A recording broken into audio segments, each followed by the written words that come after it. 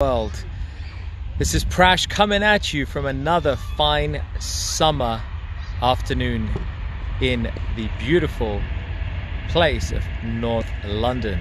I want to talk to you today about Dr. Frog in the well. Dr. Frog in the well and risk taking. All right, so let me tell you the story about the frog, and let me ask you this straight up. Are you one of those people who are scared of taking risks, or are you one of those people who take risks? What's your risk appetite? Do you take risks? Are you averse? Do you take risks in certain areas in your life but not others? What kind of person are you? And what does risk mean for you? And what is your relationship to risk? See, we don't ask this question enough, right? Some of us assume that we have a certain set point, a certain thermostatic set point for the risk that we take. We don't explore it, we don't challenge it, we don't ask questions about it. We almost shy away from it. We just accept that whatever that risk level is, we keep it there. Now, for those of you who are really good risk takers, great. You take risks, I'm sure you've seen the rewards, and you've probably seen the suffering that comes with it. But those of you who are not, I have a question for you. Would you be ready to switch your set point, to expand your level of risk, if you knew that there was something great on the other side? Let me tell you the story about Dr. Frog. So Dr. Frog was the typical person who doesn't want to take risk. He lived in a well, right at the bottom of the well, and he lived his whole life. But he was a professor, Dr. Frog, living in a well, enjoying his life. But he always philosophized what was going on outside the well. What's life outside the well? He'd never been. And so his friends would come to visit him. He had other friends who would come to visit him, other frogs. There were other creatures, squirrels and rabbits. And they would come and visit Dr. Frog down in the well. And they would tell him about the fact that there's an ocean out there. There's this great place called the Pacific Ocean. There's this amazing piece of countryside out there. And there are trees as high as the sky. And they would describe things that seemed almost alien or otherworldly for Dr. Frog living in the well. And Dr. Frog would ask, like, well, is it like this? Well, how big is the ocean? Is the ocean, is it 10 times as big as my well? Is it 100 times big as my well? See, everything in Dr. Frog's mind was based on his limited perception of reality. It was limited based on his entire existence living in that well. He knew no more. He didn't want to know, but he wanted to know more. He wanted to get out there, but he was too scared. He was worried that if I leave this well, what if I can't come back in the well? What if I try and leave the well and then I fall down trying to climb myself out the well? What if I get out from the well and I go there and then somebody eats me up? Or what if I don't like it? And then what if I get bored? And what if? You get the idea, right? Does any of this sound relevant for you? I know it sure as hell does for me, because that was me. I wouldn't take risks in relationships, in romantic relationships. I was scared as hell because I was married before and I had a rough time and I didn't feel like I want to be remarried. I was scared about my health because I thought I might die like my mom did, or my dad. They died of poor health. My granddad, they all died because of health, and I thought I don't want to be that person, so I would take risks in other areas. I've been scared about taking risks in so many things. Financially, I wouldn't want to take risks because I was worried. I came from a poverty background and every penny was important, or so I thought, right?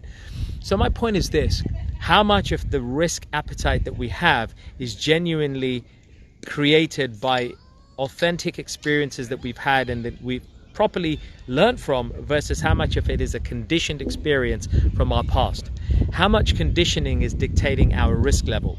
And could it be that we're not taking the level of risk that we ought to in order to get the kind of rewards we know we deserve? Are we being Dr. Frogs in this well, trapped and speculating about what's out there in that relationship, in that job, in that business deal, in that career, in that destination?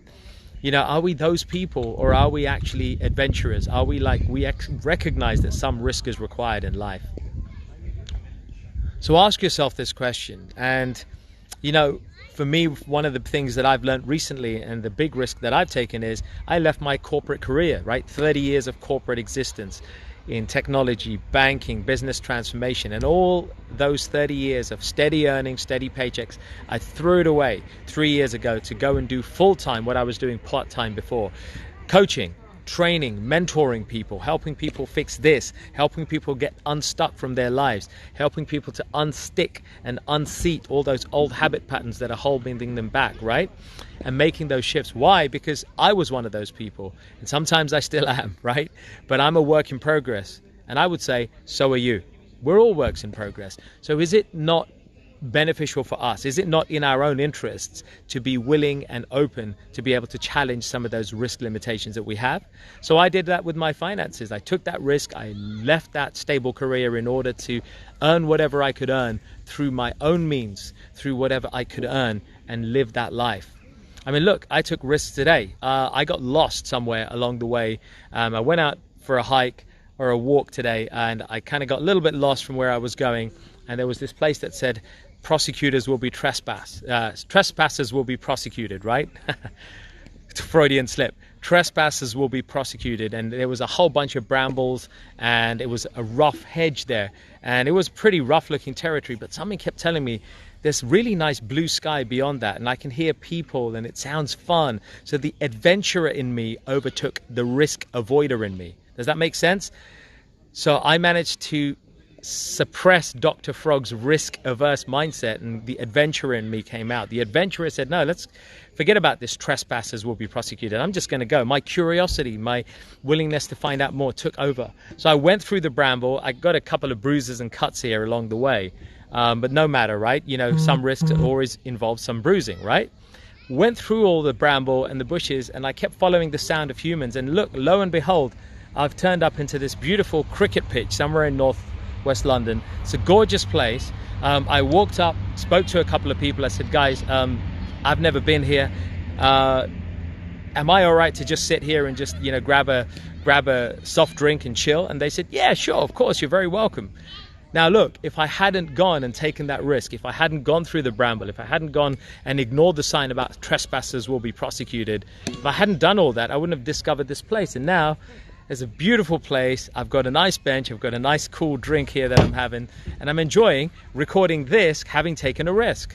So I guess that's the moral of the story. And you know, the most recent risk I've taken, on top of leaving my career and going into my passion and doing this coaching and mentoring and helping people full time, which I love doing, for businesses and individuals. And it's such a joy to see people's lives and hearts change. The latest thing I've done is to get into the blockchain space in crypto, but not in crypto trading, which a lot of people do, and they're kind of good. But a lot of people are shy or risk averse to crypto because it is volatile. But I've gotten into the blockchain space, and I'm so blessed that it's returning 4 figures a month, passive income, and for my friends, 4 and 5 figures a month. And it's been a game changer to earn, you know, what would it be for you to earn an extra 3, 4 or 5 figures a month without trading, without Ponzi's, pyramids, without taking up time, without day trading, without any of these things, and you're still earning. That's what I've gotten into. So that's the latest risk, and the risk has paid off handsomely and beautifully. More than happy to share with you what I'm doing. Drop me a private message and I'll happily share with you what I'm up to. Open up my heart, my account, and you can see what's going on and how easily it's being done. But the point is this: sometimes you've just got to let our inner adventurer and our inner curiosity drown out the risk avoider inside us. So I hope that's been helpful. As always, you know I'm going to finish by saying, take a risk and like, share, and subscribe our awesome podcast on iTunes, Spotify, Google Podcasts, Amazon, Audible, all the channels, Urban Spirituality on the podcast and on YouTube. I hope to hear your comments. Let us know how you're taking risks and share, because maybe if you share how you're risk taking and how you're going to let your inner adventurer and curiosity overtake your risk avoider, the Dr. Frog, then maybe we can all benefit. Maybe we'll get inspired as well. That's it from me.